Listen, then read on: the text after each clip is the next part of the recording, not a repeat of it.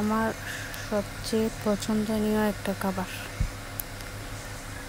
এগুলো হচ্ছে যে আমাদের বাসার পাশে মানে জংলা কচু আছে না, এগুলোর একটা বাগান আছে, ওই বাগান থেকে উঠে নিয়ে এসছি।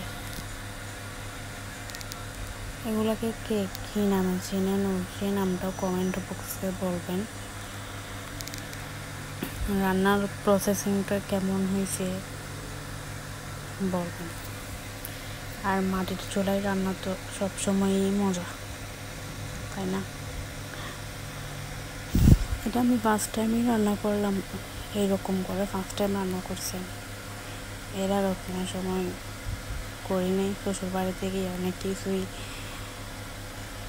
জানি না, মানে ওই কথাটা তো অবশ্যই বলতে পারবো না, না জানলে শিখো।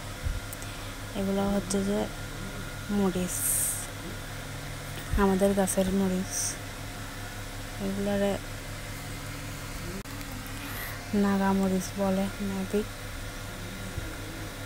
ওরা অন্য একটা নাম বলো, এটা না হয় নাই বললাম, ঠিক আছে?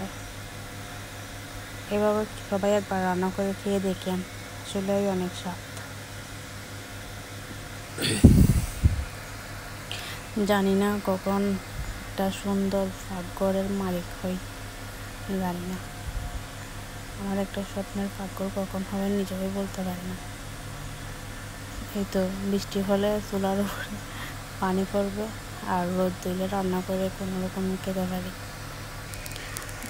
গ্রামের অবস্থা যা হয় আর কি, বাহিরে চুলা বসানো থাকে, উপরে ট্রেন থাকে না, তো কোনো রকম জীবনযাপন আর কি আর করার, তাই না? রান্নাটা কার কেমন লাগলো অবশ্যই বলবেন। আমি কিন্তু এইরকম কচু রান্না করলে কিন্তু এমনিতে আমার 2 প্লেট ভাত খাওয়া হয়ে যায়, কোনো কিছু দরকার হয় না। আমার এইরকম পছন্দ। অনেকজন অবশ্যই পছন্দ করে না, কিন্তু আমি অনেক পছন্দ করি। চিংড়ি মাছ দিলে তো আর কোনো কথাই নেই। ওই দিন বাসায় ছিল না, যার কারণে দিতে পারিনি, তাও কিন্তু স্বাদ কম হয়নি, যা হয়েছে অনেক হয়েছে। তো এখন বাগারের পাড়া, শুকনো মরিচ আরও বেশি দিতাম অবশ্যই, আমার শাশুড়ি দিতে বারণ করতেছে, তার জন্য আমার জন্য আমার আন্দাজে 2টা দিলাম। এগুলো হচ্ছে যে গরম মশলা, লবণ, লেবু, গাছের লেবু, স্মেলটা জাস্ট ড্রপ।